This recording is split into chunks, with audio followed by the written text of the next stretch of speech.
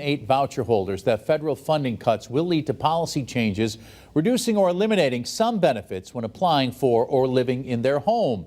One Springfield resident is sharing her story, shedding a broader light on the issue of affordable housing and how these cuts, along with already strained conditions, impact many residents in the city. Western Mass News reporter Taylor Smith has the story.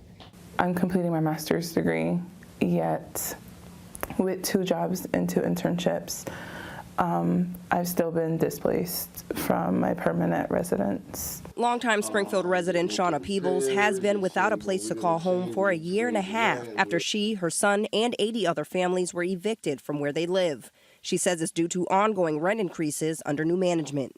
13 years ago, the rent was $725 for a 2-bedroom, 2-bathroom. When management came in 5 years, I was paying double that.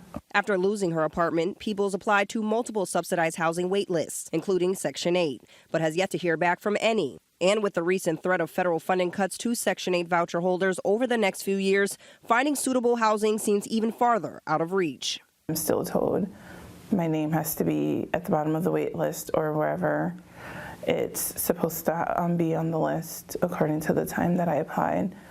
And the wait list is well over 10 years. And for those near the top of that list for Section 8 housing in the Bay State, these are some of the policy changes they'll be facing due to those federal cuts.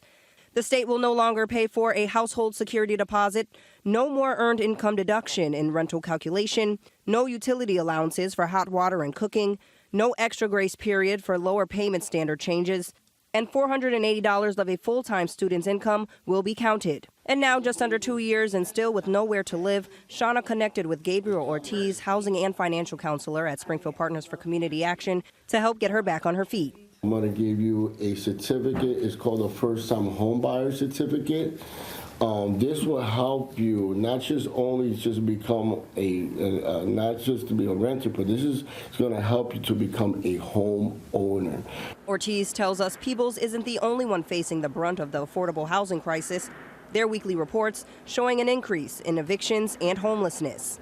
The majority of people that come in here, it's housing. They're looking for an apartment. They're getting evicted.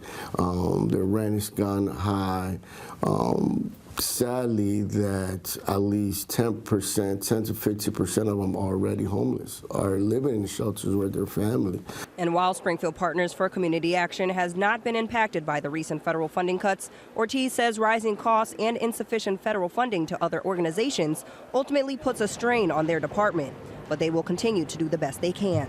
It's not easy for me to go to sleep at night knowing that, but I do feel good when I could be able to provide a solution, a resource. Now, Shauna is still actively working with Springfield Partners for Community Action to secure housing for her and her son.